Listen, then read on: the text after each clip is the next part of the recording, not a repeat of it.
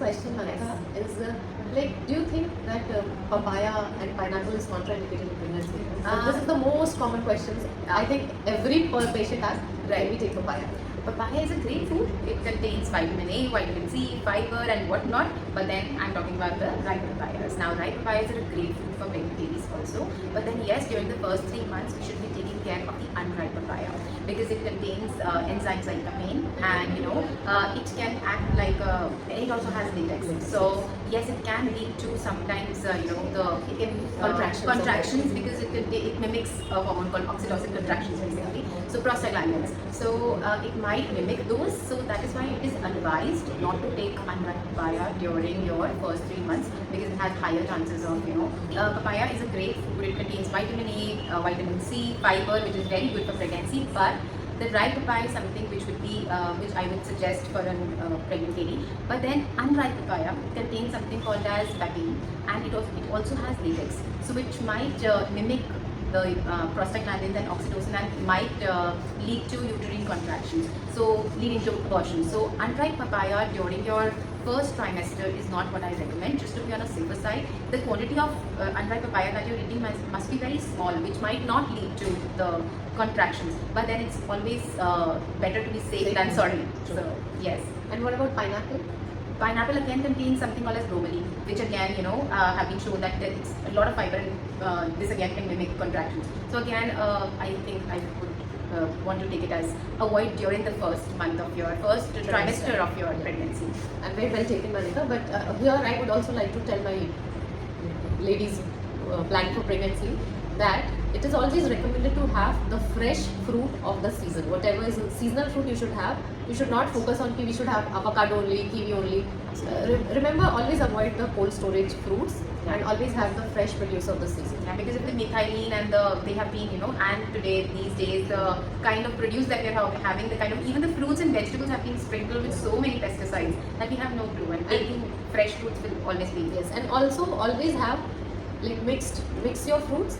Sometimes someday you are eating banana, someday you are eating apple. Don't just go about eating one thing only. Now that's called as diversification. Yeah. If you have more diversification of your diet, there will be more diversification of your gut microbiome. And the more diversified diet that we take, the more diversified bacteria that we have, the more better digestion we will be able to have of all the foods. That's always recommended. Let's go on to the next question.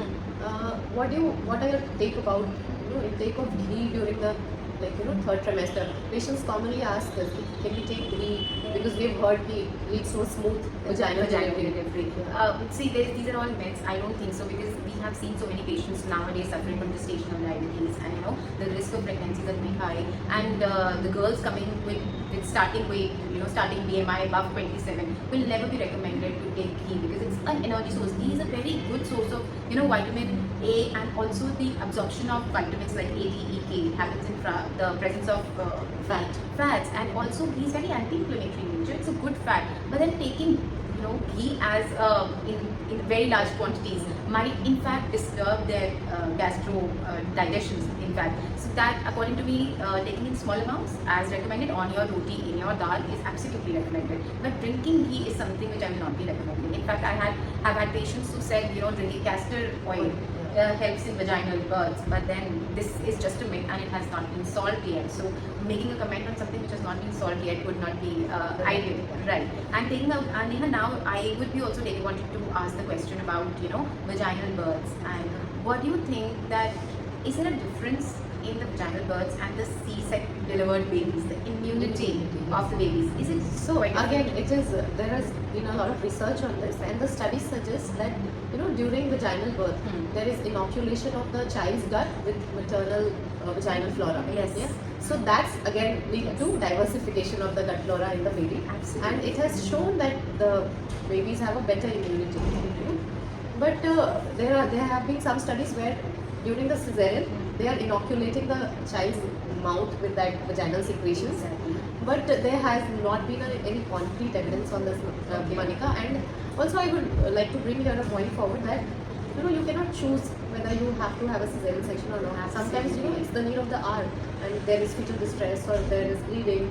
There is some emergency where definitely when some girls today nowadays they are opting for cesarean because that's called cesarean done for maternal request.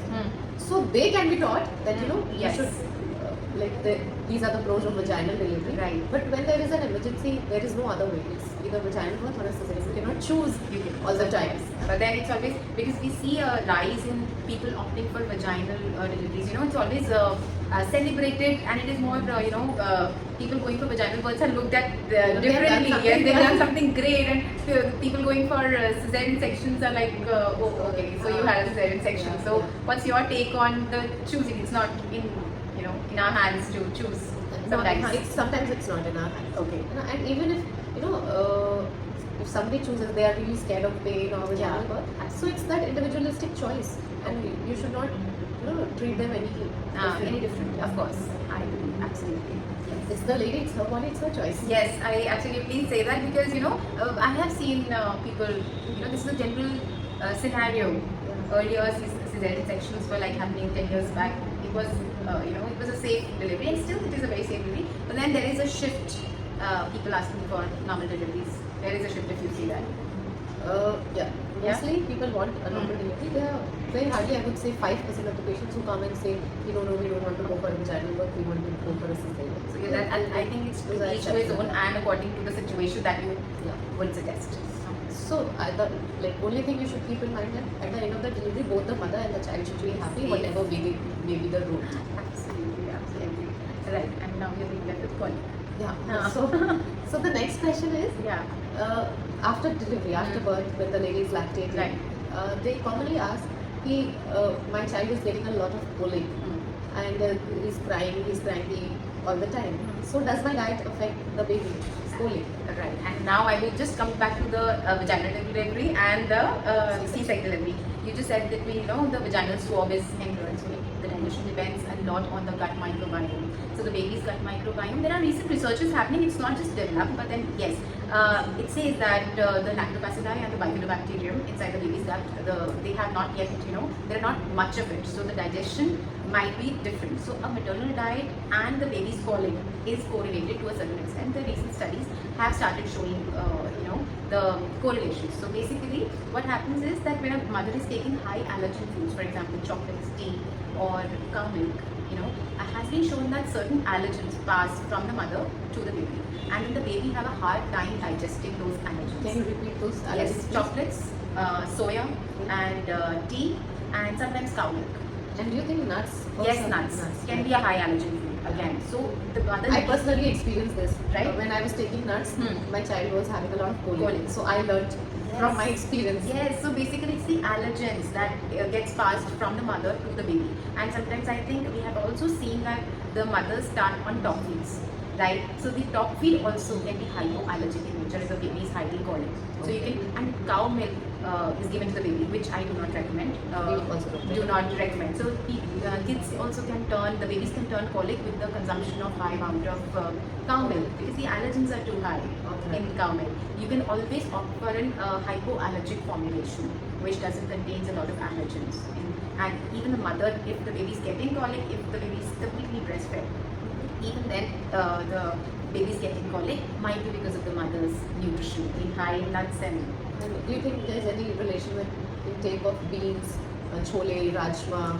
see again they are proteins, so they are proteins, and allergens are basically undigested proteins and other things coming. So I think it is to each to his own. And sometimes cruciferous vegetables have also been shown to cause gastrointestinal discomfort in the children. Like cruciferous is like gobi and broccoli and patta gobi, cabbage, something of that sort. So they again have been shown that sometimes the gastric might pass and some allergens might pass. Okay. So it has to be, when we talk about nutrition and we see so many people talking so much of nutrition online, we try to grab everything. But what I would here like to really point out is, it's your body, it's individualistic. I do not even recommend, I do not even have plans ready at my office. So once you're coming, it's important to take down your history, it's important to take down your digestive abilities, it's important to make a plan then. You might be facing, every pregnant lady will have a different pregnancy. Right? So it has to be very, and talking about diets, it is very, very individualistic. Going by what everybody says on the internet is not what you should absorb. You should be, looking at what is suiting you and what is not suiting you, and you really don't need to validate. I mean, if I say that pregnancy में chia seeds खाना बहुत अच्छा है, so, and if you're having gastrointestinal discomfort with chia seeds, but then because somebody said it on the internet that chia seeds is very good, and you're having constantly, not a great idea. So it's always better to choose, your own food according to your own body. And for some people, chia seeds might not be affordable also. Yes. So Gundapatira is something which is more affordable. Basil seeds is something which is more. In some sabza. Remote far village, it might not be available, but because of the social media, they're looking for chia seeds.